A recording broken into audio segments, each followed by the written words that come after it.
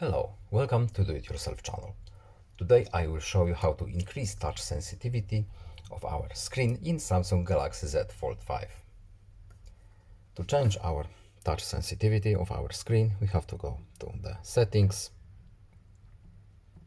then display, and at the bottom here we have touch sensitivity. What does it do?